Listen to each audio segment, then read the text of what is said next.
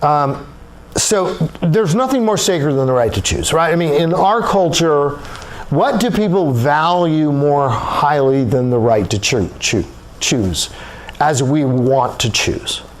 Well, and my thing with this is it is just absurd to defend a specific choice on the basis that it's a choice, right? Okay, every single good or evil thing ever done by one person to another was part of a choice. It was a choice to do this thing. Or even if you argue, well, there were other influences and not just the person's choice, but things that we do normally are the product of choices we make. Because something is a choice tells us nothing about whether it's right or whether it should be legal. Not at all. Everyone favors free choice. And that's why when I used to do more debates and this sort of thing, I would get up there and I would say, okay, I've been introduced as being sometimes I actually introduce and now our anti-choice speaker. Say, actually, I'm pro-choice. I am totally pro-choice. I believe that you have the right to do whatever you want. The government doesn't have the right to tell you what to do. All of these arrogant, superior religious people don't have the right to tell you what to do. Nobody has a right to tell you what to do with your body. And a couple of times when I did that, I got applause. And so then I said it, and that's why I defend a man's right to rape a woman. He should be able to do whatever he wants to do with his own body. It's his body, and these religious people and government, and nobody has the right to. Well, of course, by now, people are gasping, and rightly so. Now, do I believe what I just said? Of course I don't. I'm just showing you how utterly inconsistent it is. The fact that you're choosing to do what you want to with your own body, well, then I say, wait a minute, a number of you seem to be horrified. Talk me out of this position. What's wrong with what I just said? And then inevitably, they say, well, she has a body too. It's not just his body.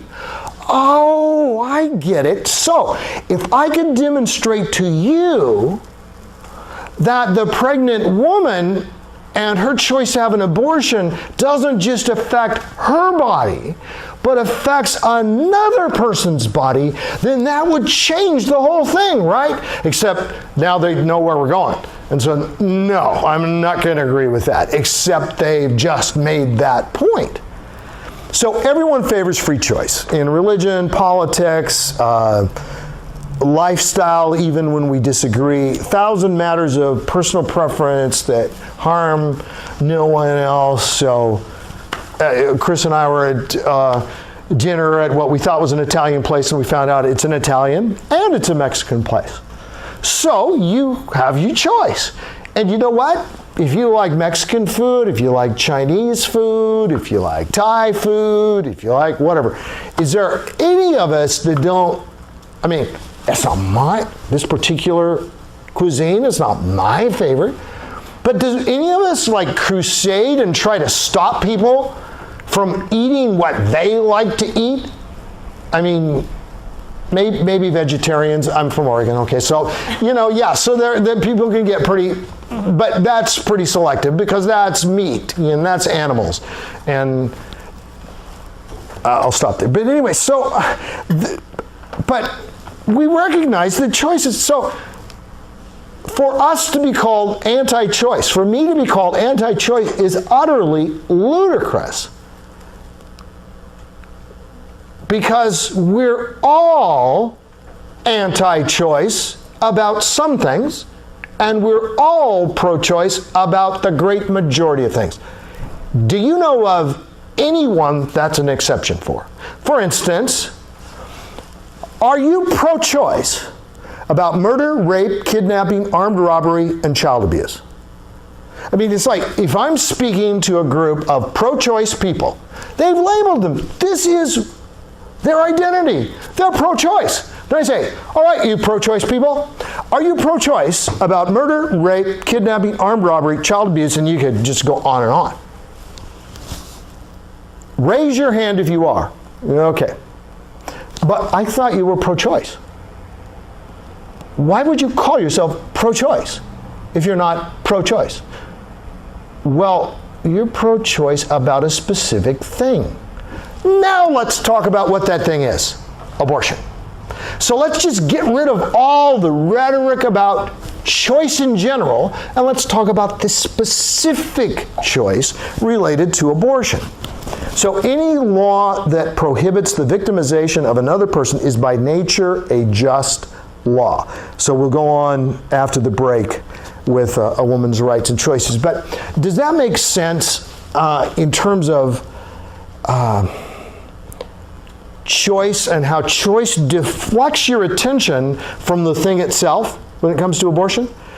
Because if you're going to try to argue against choice in principle, good luck on that one. Not only should you not do so, but it will be impossible for you to ever win that argument. I'm going to argue against choice today. It's just silly to argue against choice. So it's just, what am I pro-choice about and what am I anti-choice about? What are you pro-choice about? What are you anti? All right, let's talk about abortion and what abortion actually is. What happens in an abortion and what is the identity of this entity that is aborted, and if the beating heart at 28 days and the measurable brain waves at 40 days after conception before the earliest surgical abortions, what do we call it when somebody's heart stops beating or somebody's brain waves cease? What's the term for that? Death. Okay. What do you call it when somebody does have a beating heart and does have measurable brain waves? Yeah.